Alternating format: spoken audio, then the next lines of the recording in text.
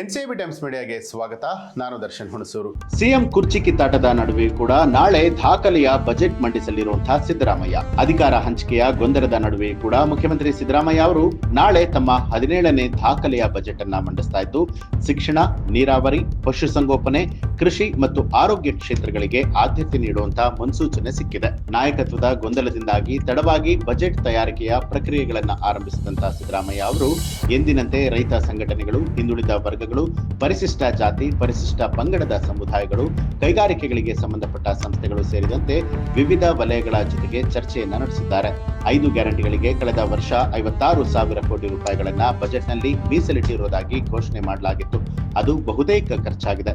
ಆದರೆ ಆ ಅನುದಾನದ ಜೊತೆಗೆ ಎಸ್ಸಿಪಿ, ಟಿಎಸ್ಪಿಯ ಅಡಿಯಲ್ಲಿ ನಿಗದಿಯಾಗಿದ್ದ 14,000 ಕೋಟಿ ರೂಪಾಯಿಗಳನ್ನ ಗ್ಯಾರಂಟಿ ಯೋಜನೆಗಳಿಗೆ ಬಳಕೆ ಮಾಡಿಕೊಳ್ಳಲಾಗ್ತಾ ಇದೆ.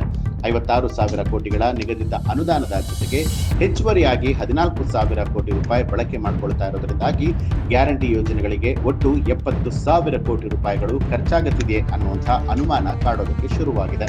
ಗ್ಯಾರಂಟಿ ಯೋಜನೆಗಳ ವೆಚ್ಚವನ್ನ ಅಂದಾಜಿನಲ್ಲಿ ಆಯಾ ಇಲಾಖೆಗಳು ತಪ್ಪಿಸ್ತಾ ಇದೆಯಾ ಅನ್ನುವಂತಹ ಅನುಮಾನ ಕಾಡ್ತಾ ಇದೆ. ಈ ನಿಟ್ಟಿನಲ್ಲಿ ಸಿದ್ದರಾಮಯ್ಯ ಅವರು ಪ್ರಸಕ್ತ ಬಜೆಟ್ ತಯಾರಿಕೆಯ ವೇಳೆಯಲ್ಲಿ ಪ್ರತಿಯೊಂದು ಅಂಕಿ ಅಂಶಗಳನ್ನ ಖುದ್ದಾಗಿ ತಾವೇ ಪರಿಶೀಲನೆ ಮಾಡಿದ್ದು, ಗ್ಯಾರಂಟಿ ಯೋಜನೆಗಳಿಗೆ ಮುಂದಿನ ಬಜೆಟ್ನಲ್ಲಿ 60,000 ಕೋಟಿ ರೂಪಾಯಿಗಳಿಗೂ ಮೀರಿದ ಅನುದಾನ ನಿಗದಿ ಮಾಡಬೇಕಾದ ಒತ್ತಡದಲ್ಲಿ ಸಿಕ್ಕಾಕೊಂಡಿದ್ದಾರೆ. ಬಹುಕಾಲದ ಬೇಡಿಕೆ ಆಗಿರುವಂತಹ ಆಲಮಟ್ಟಿ ಅಣೆಕಟ್ಟು ಎತ್ತರದ ಯೋಜನೆಗೆ ಭೂಸ್ವಾಧೀನ ಪ್ರಕ್ರಿಯೆಗಳಿಗಾಗಿ 70,000 ಕೋಟಿ ರೂಪಾಯಿಗಳ ಅನುದಾನದ ಅಗತ್ಯ ಇದೆ. ಈ ಬಾರಿ ಬಜೆಟ್ ಅಲ್ಲಿ ಸುಮಾರು 10,000 ಕೋಟಿ ರೂಪಾಯಿಗಳನ್ನ ಘೋಷಣೆ ಮಾಡುವಂತಹ ಸಾಧ್ಯತೆಗಳು ಕೂಡ ದಟ್ಟವಾಗಿ ಕಾಣ್ತಾ ಇದೆ. ಆರೋಗ್ಯ ಇಲಾಖೆ ವತಿಯಿಂದ ಎಲ್ಲಾ ಕೇಂದ್ರಗಳಲ್ಲಿ ಸ್ಕ್ಯಾನಿಂಗ್, ಎಂಆರ್ಐ ಯಂತ್ರಗಳನ್ನ ಸರ್ಕಾರ ತನ್ನದೇ ವೆಚ್ಚದಲ್ಲಿ ಅಳವಡಿಸುವುದಕ್ಕೆ ಚರ್ಚೆಯನ್ನ ನಡೆಸ್ತಾ ಇದೆ. ಜೊತೆಗೆ ಸುವರ್ಣ ಕರ್ನಾಟಕ ಆರೋಗ್ಯ ವಿಮಾ ಯೋಜನೆಯನ್ನ ಮತ್ತಷ್ಟು ಪರಿಣಾಮಕಾರಿಯಾಗಿ ಅನುಷ್ಠಾನಕ್ಕೆ ತರುವಂತಹ ಸಂಬಂಧಪಟ್ಟ ಹಾಗೆ ಬಜೆಟ್ ತಯಾರಿಕೆಯ ವೇಳೆಯಲ್ಲಿ ಸಾಕಷ್ಟು ಚರ್ಚೆಗಳು ನಡೆದಿತ್ತು.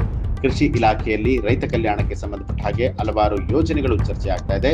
ಜಿಲ್ಲಾ ಪಂಚಾಯಿತಿ, ತಾಲೂಕು ಪಂಚಾಯಿತಿ ಮತ್ತು ಜಿಬಿಎ ಸೇರಿದಂತೆ ಗ್ರಾಮೀಣ ಹಾಗೂ ನಗರ ಸ್ಥಳೀಯ ಸಂಸ್ಥೆಗಳ ಚುನಾವಣೆಗಳು ಇದೇ ವರ್ಷ ನಡೀತಾ ಇರೋದ್ರಿಂದಾಗಿ ಮತದಾರರ ಓಲೈಕೆಗಾಗಿ ಒಂದಷ್ಟು ಜನಪ್ರಿಯ ಯೋಜನೆಗಳನ್ನ ಘೋಷಣೆ ಮಾಡೋದಕ್ಕೆ ಸಿದ್ದರಾಮಯ್ಯ ತಯಾರಿ ನಡೆಸಿದ್ದಾರೆ. ಗ್ಯಾರಂಟಿ ಯೋಜನೆಗಳಲ್ಲಿ ಮಹಿಳೆಯರ ಉಚಿತ ಪ್ರಯಾಣದ ಶಕ್ತಿ ಯೋಜನೆಯ ವೆಚ್ಚದ ನಿರೀಕ್ಷೆ ಮೀರಿ ಹೋಗ್ತಾ ಇದೆ.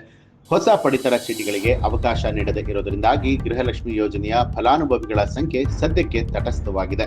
ಒಂದು ವೇಳೆ ಹೊಸ ಪಡಿತರ ಚೀಟಿಗಳನ್ನ ಕೊಟ್ಟರೆ ಫಲಾನುಭವಿಗಳ ಸಂಖ್ಯೆ ದುಪ್ಪಟ್ಟಾಗುವಂತಹ ಸಾಧ್ಯತೆ ಇದೆ. ಹೀಗಾಗಿ ಹೊಸ ಪಡಿತರ ಚೀಟಿಗಳನ್ನ ವಿತರಿಸಬಾರದು ಅಂತ ಹೇಳಿ ಆಹಾರ ಇಲಾಖೆಯ ಮೇಲೆ ಹೆಚ್ಚಿನ ಒತ್ತಡವನ್ನ ಹೇರಲಾಗ್ತಾ ಇದೆ.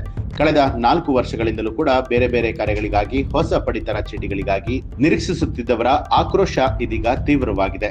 ಈ ಬಜೆಟ್ನಲ್ಲಿ ಇದಕ್ಕೊಂದು ಪರಿಹಾರ ಸಿಗಬೇಕು ಅಂತ ಹೇಳಿ ಆಹಾರ ಮತ್ತು ನಾಗರಿಕ ಪೂರೈಕೆ ಖಾತೆಯ ಸಚಿವರಾದ ಕೆಎಚ್ ಮುನಿಯಪ್ಪ ಹಲವು ಬಾರಿ ಒತ್ತಡ ಹೇರಿದರು. ಕೈಗಾರಿಕೆ ಹಾಗೂ ವಾಣಿಜ್ಯೋದ್ಯಮ ಸಂಸ್ಥೆಗಳು ನಾನಾ ರೀತಿಯಾದಂತಹ ರಿಯಾಯಿತಿಗಳಿಗಾಗಿ ಪ್ರಸ್ತಾವನೆ ಸಲ್ಲಿಸಿದೆ. ಅವುಗಳನ್ನ ಪರಿಗಣಿಸುವಂಥದ್ದು ಅಭಿವೃದ್ಧಿ ದೃಷ್ಟಿಯಿಂದ ಅನಗತ್ಯ ಅನ್ನುವಂತಹ ಸಲಹೆ ಆರ್ಥಿಕ ಇಲಾಖೆಯಿಂದ ಕೇಳಿಬಂದಿದೆ. ಈಗಾಗಲೇ ರಾಜ್ಯದ ಸಾಲ ಹನುಮಂತನ ಬಾಲದಂತೆ ದೊಡ್ಡದಾಗಿ ಬೆಳೀತಾ ಇದೆ. ಒಂದೆಡೆ ಆರ್ಥಿಕ ಅಭಿವೃದ್ಧಿ, ಮತ್ತೊಂದು ಕಡೆಯಲ್ಲಿ ಗ್ಯಾರಂಟಿಗಳ ನಡುವೆ ಸಮತೋಲಿತ ಬಜೆಟ್ ಮಂಡಿಸುವುದಕ್ಕೆ ಸಿದ್ದರಾಮಯ್ಯ ಕಸರತ್ತನ್ನ ನಡೆಸಿದ್ದಾರೆ.